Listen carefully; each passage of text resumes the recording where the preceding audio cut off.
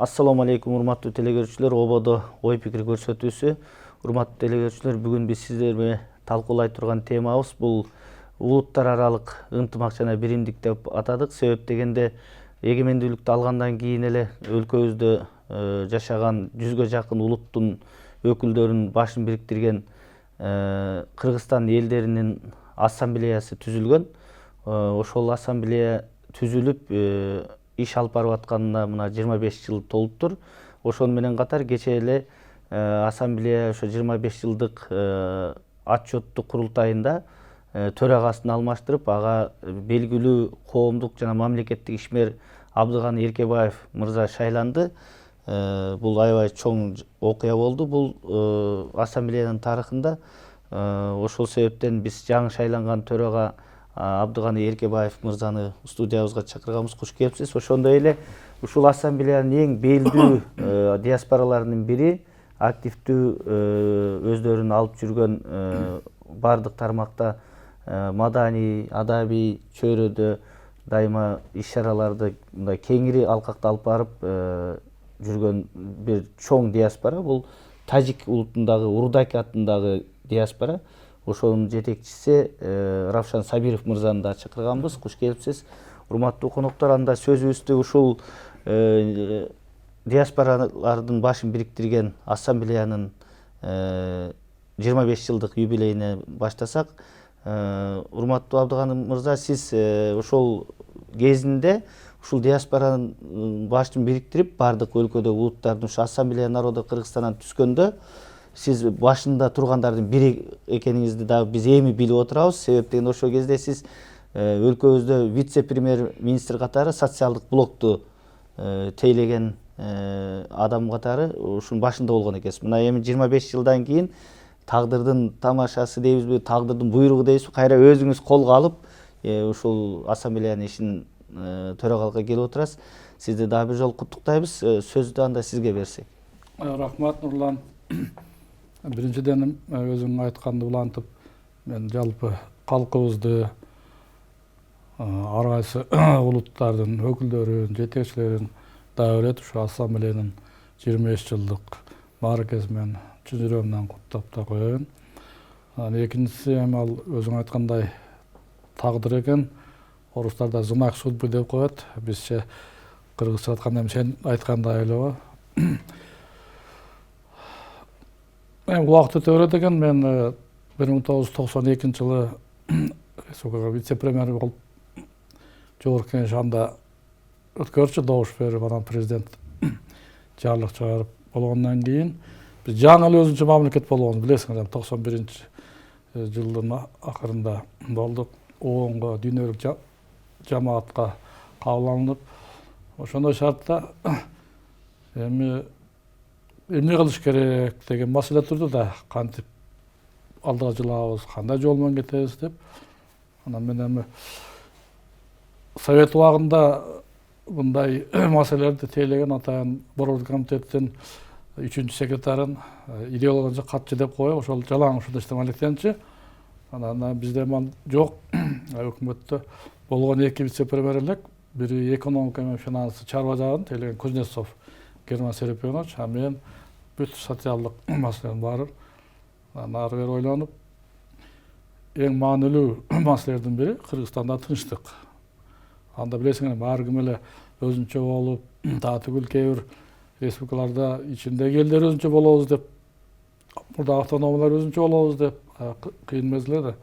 Ошондой шартта биз улут саясатын кандай жүргүзүшүбүз керек деген маселе абдан көлдөөлөң туруп калды. Мен дегенде ошол анда президент менен өкмөттүн аппараты бир эле болчу Равшан. Силер жазсыңар да. Болгон 135 кишидечи мына экөөнүн аппаратында. Анан мен сунуш кылып президент Аскар Акаевич, өкмөт башчысы Турсунбек Чыңгышев, алар да макул болду. Эми ушул эки бөлүм сөз керек биз үчүн.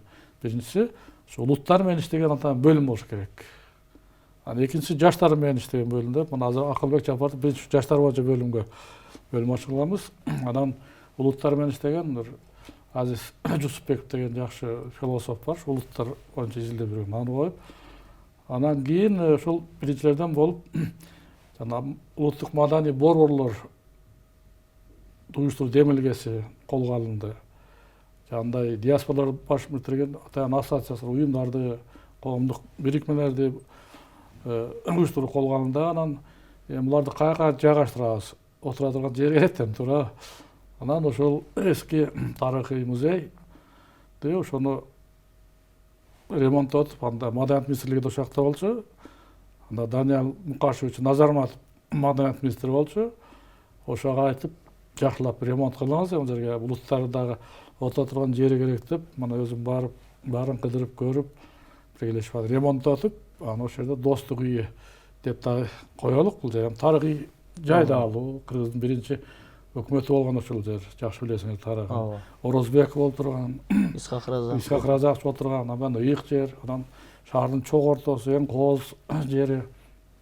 Анан жайгаштырып кабинеттерге алгачкы түзүлгөн уюмдарды жанагындай, борборлорду. Анан кийин 1-2 жолу чогулуштарын өткөргөнбүз. Ага мурдагы биринчи президент катышкан колдоп. Анан эми тактоо иретинде айтып кетчү нерсе, мен 2 жыл ошол маселе менен түздөн-түз алектендим дагы. Башка маселе мерик албетте. Анан 90-жыл жайында мен Ош областына анда аким деп койчу, кийин губернатор болдум, азыр өкүл болуп калбадыбы. Кеттим. Ошону улантып, мына 94-жылы түзүлдү ассамблея. Ага мен ишим Ошко кеткен убакытта катышканым жок, бирок жалпысынан албетте колдон келген көмөгүбүздү көрсөтүп өтүрдүк. Жакшы болуп кетти. Мен ошол жерде Кыргызстандын элине мактаныч катары айтып кетейин. Биз КМШ өлкөлөрүнүн ичинен биринчи болуп ушундай маселени абдан колго алып, ассамблеяны түзгөнбүз. Мына казак туугандар бизден кийин 1 жылдан кийин түзгөн. Алар мында эмки жылы 25 жыл болот. Россия ал мезгилде улут маселеси боюнча Рамазан Абдуратов деген өткөндө Дагестанда башчы болуп жүрдү го. Ал өзү абдан чоң адис улут маселеси боюнча илимдин доктору, философ. Думада көп жыл депутат болуп Көп жыл депутат болгон, орун басары болуп жүргөн, андан көрүнүктүү. Алла келип 1-2 жолу анан биздин ушул тажрыйбаны абдан мыкты экен деп Россия 98-жылы уюштурган ушундай. Кечеги байрамга келгенде айтпады, аябай экөөтөн казактын делегациясынын баштыгы Орусиядан келген дагы. Демек биз мен убагында жакшы кылганбыз, туура иш болгон.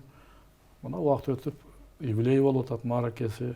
Кудай кааласа, ушул элибизде эгерде тынчтык болуп атса, ынтымак болуп атса, биримдик болуп атса, сөзсүз бул уюмдун дагы түздөн-түз салымы бар, чоң эмгеги бар. Мен мына шайлангандан 3 күн болду, 2 күндөн бери жумуштамын, баары менен таанышып атам. Отурган жайлары менен илгери өзүм биринчи кирген кабинеттерди кайра көрүп атам, аракет кылып атышыптыр. Кудай кааласа, ал жерде жакшы адамдар, белгилүү адамдар бар.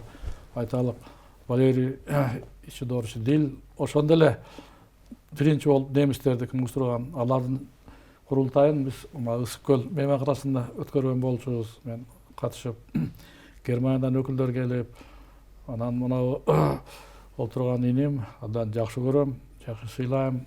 Равшанбек Кыргыздын мындай мыкты жигиттердин бири, Кыргызстандын.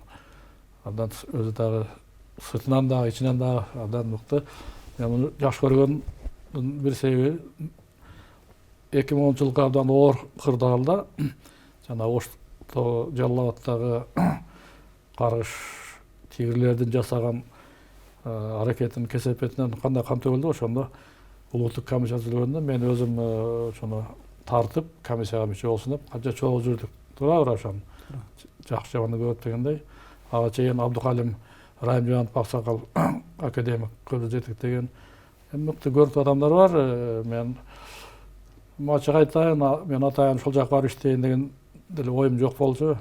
Академияны өзүм эркин менен барып мындай илим жасайын, акыр жагында тынчыраак отуруп көбүрөөк иш кылайын дедим эле. Бирок ушундай сунуштар болгондон кийин мен өзүмдүн өлкөмдү ойлоп, Кыргызстандын калкын ойлоп, ошонун дагы ынтымагына дагы салым болсун деп бул жагына дагы барды. Эмеге рахмат, баары бир добуштан шайлап жакшы кабыл алышты. Колдон келгенди аракет жасайбыз эми. Рахмат.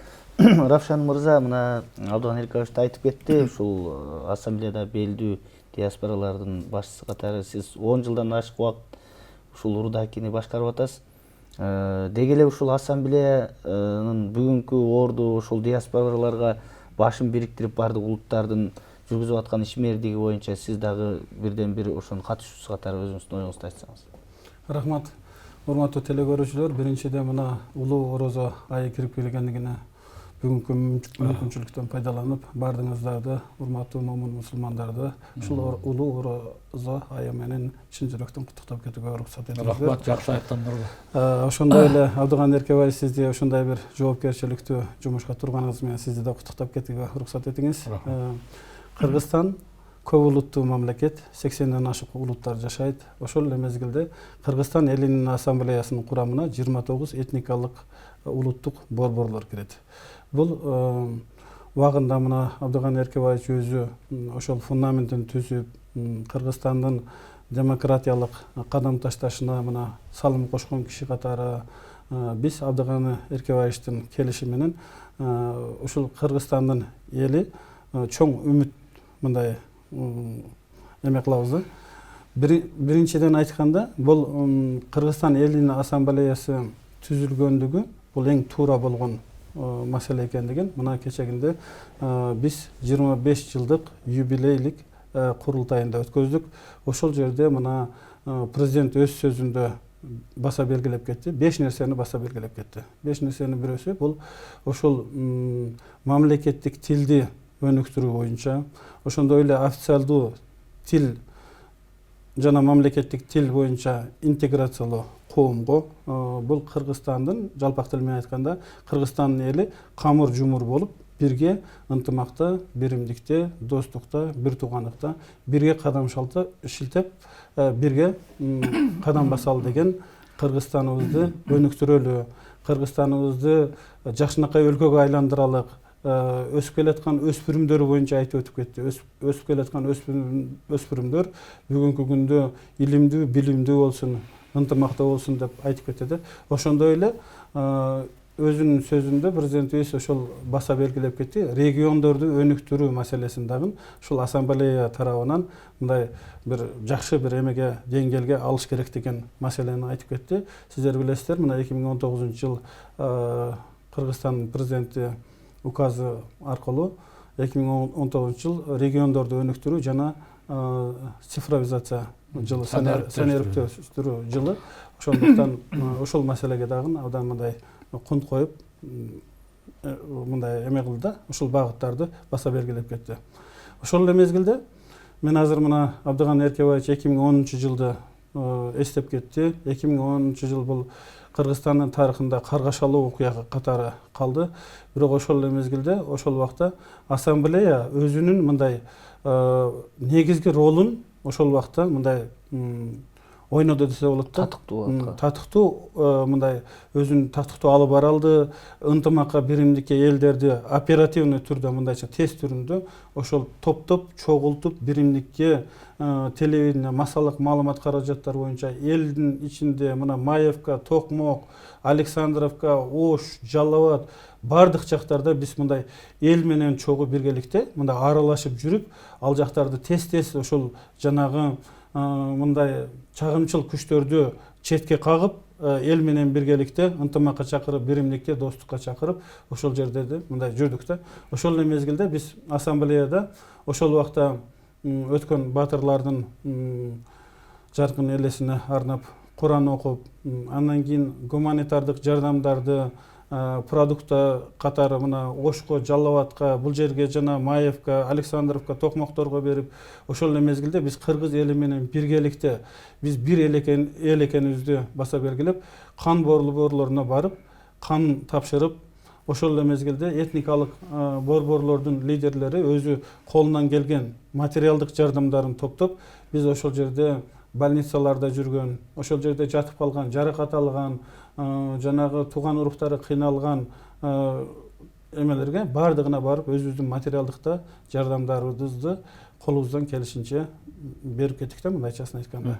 Албетте, Кыргызстан элинин ассамблеясы бул абдан мындай чоң организация десек бүгүнкү күндө жаңылыштык болбойт.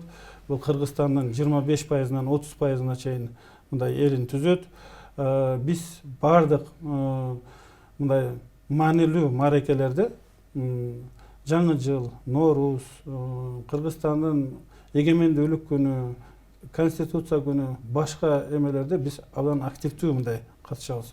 Ошол эле мезгилде биз бюджеттен бир тыйын да албайбыз.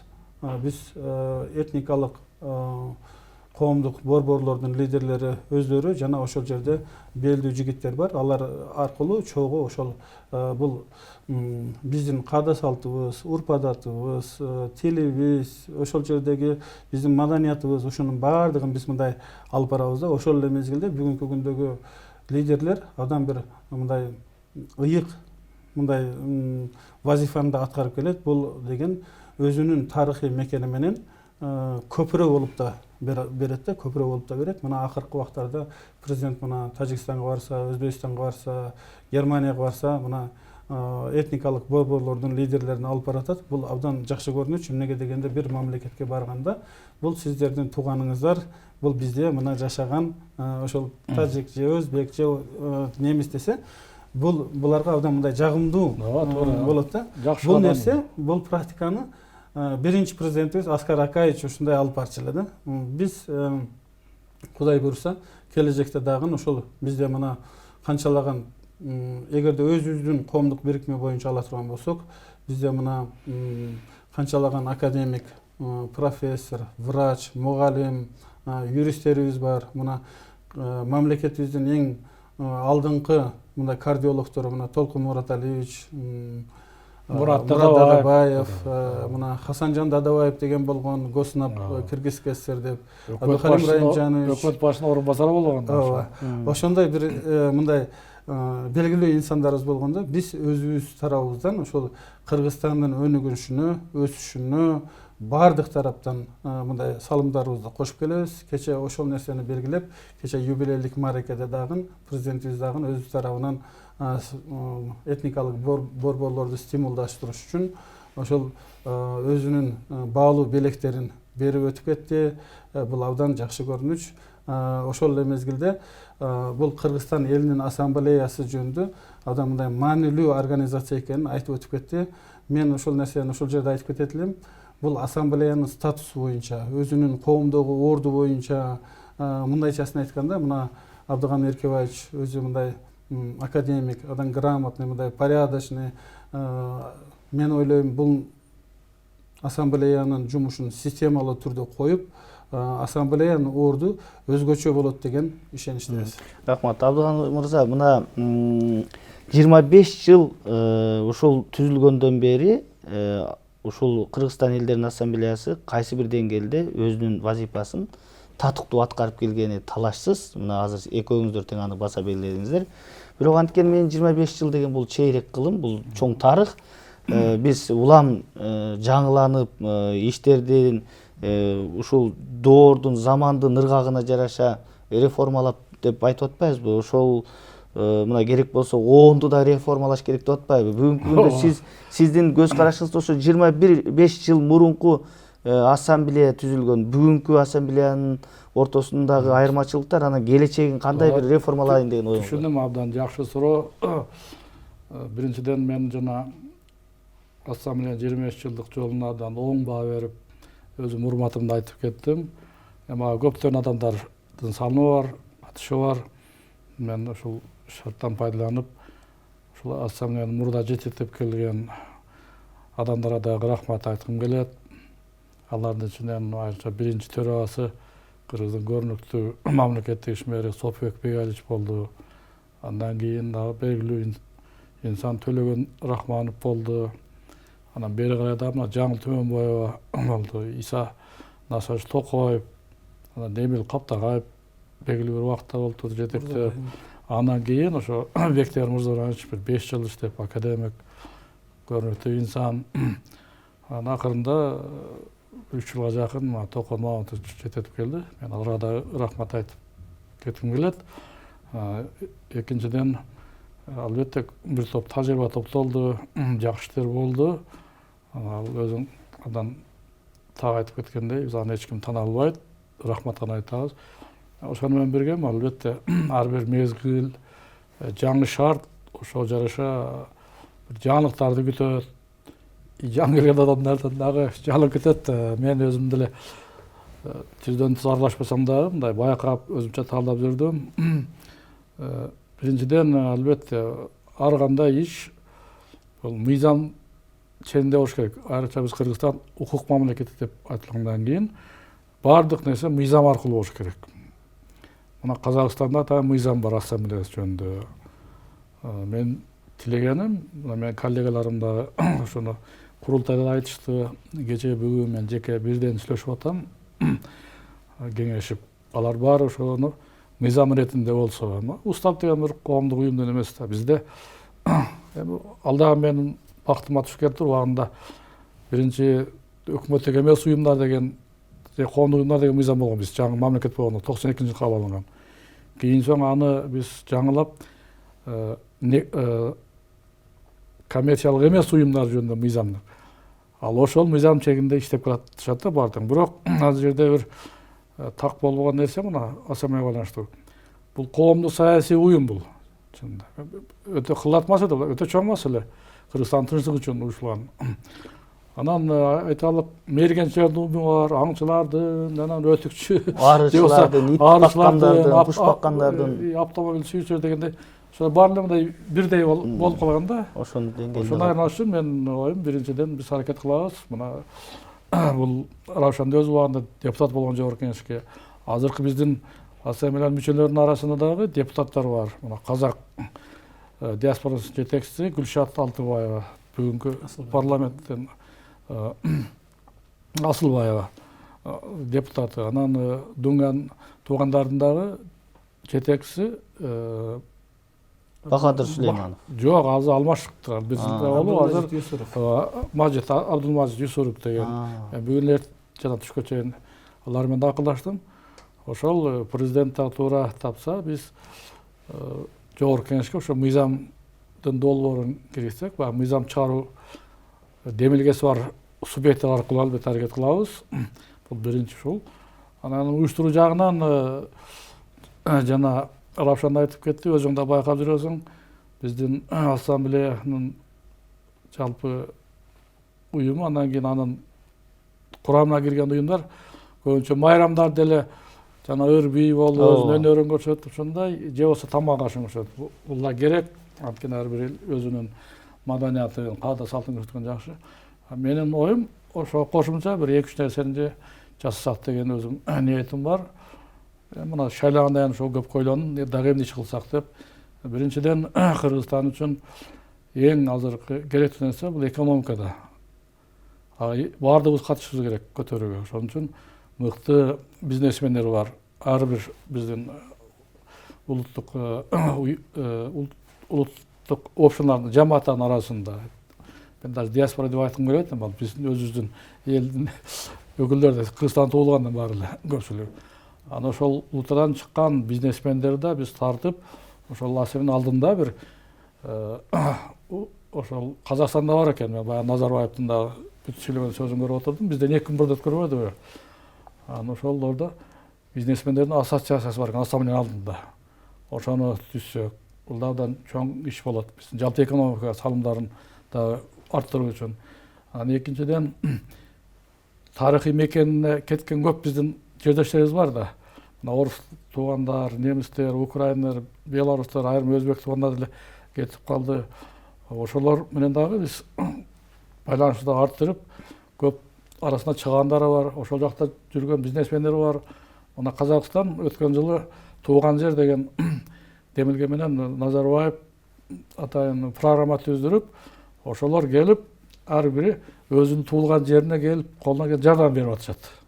Биз муну да жазсак болот, туура Равшан? Туура. Анан кийин жалаң маданичлар менен чектелип калбастан, ушул ар бир элдин өзүнүн тарыхын изилдеген биз атайын бир илимий экспертный советтерди уюштуруп, мен Кудай кааласа айрымдары чыкканын билем.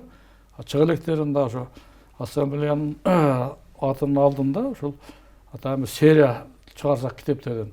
Кыргызстандагы тажиктер, Кыргызстандагы өзбектер, Кыргызстандагы немистер, гректер, орус, украин качан келген, эмне себептен келген, канча азыр эмне иш кылып атат деп. Эң туура. Ошентип мен ар кайсы тараптан иш кылыш керек. Ал жөн эле жанагындай бир майрап үчүн деле дүркүрөп чаагалы кылбастан. Ал туруктуу жана Равшан айткандай системалуу, координациялуу, анан келечектүү иш болуш керек.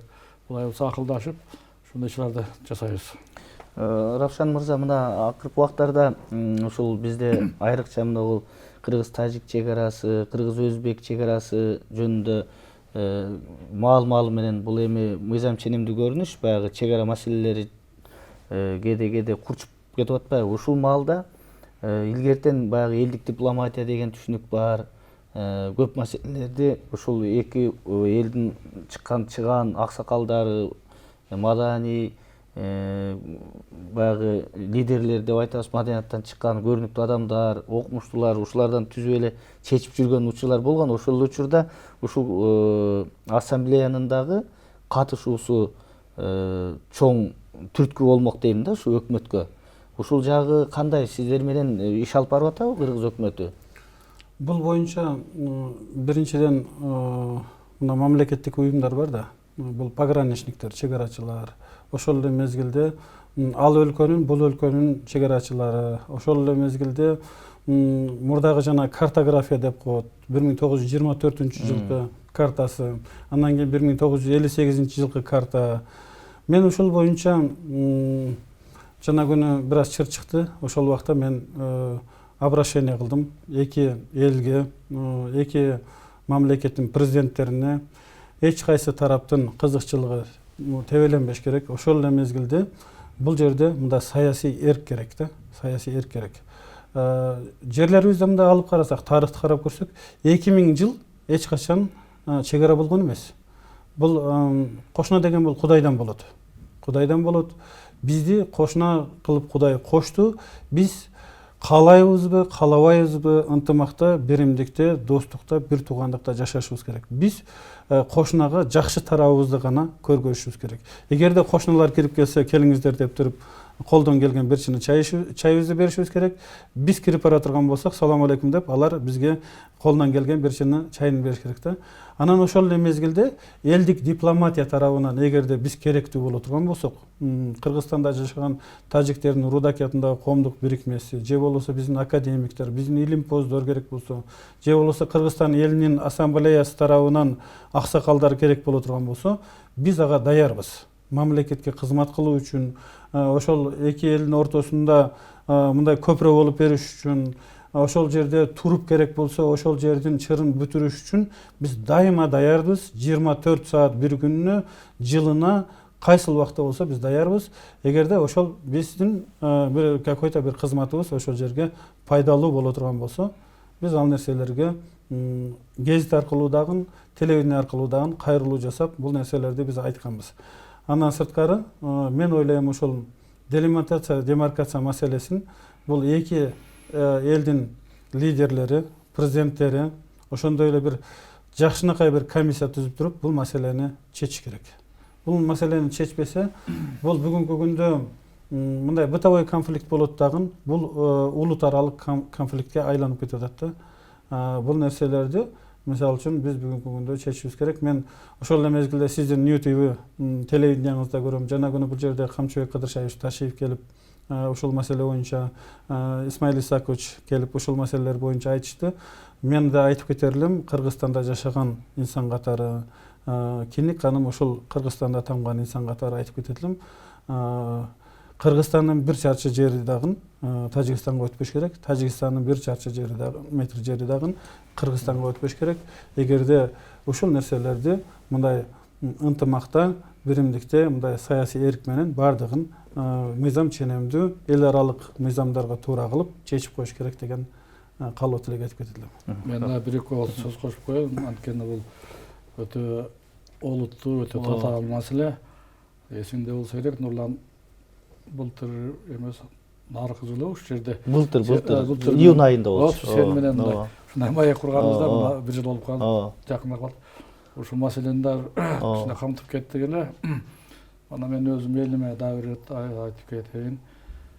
Эң дүйнөдө азыркы экинин бири болгон мына Кытай менен биз бул мамилени убагында 90-жылдары чечкенбиз. Чек ара алардан талаш СССР чече алган эмес ушунда. Бизде жөн эле куру кыйкырык кекиртектер көп да Россия империясынан берги аткан бул талаш маселе болду, чек ара анталан эмес, чечилбей. Жакшы мына биз өзүбүзчө эрктүү болгондон кийин гана мына ар бир мамлекет өзүнчө сүйлөшүп атып, бири эртерээк, бири кечирээк чечти. Биз биринчиден болуп бизге чоң пайда менен чечилген ал. 70% Кытай бизге уступка келди. Биз 30%. Мына эң чоң Россия, анан кийин эле чоң Казакстан, булар 50% жана тутпайбы? Талаш маселе болду, чек ара болгон. Ошону жанда сүйлөшүү жолу менен алыш бериш ансыз болбойт да. Эгерде эле эки тараптан бир метр жерин бербен тура берсе чечилбейт.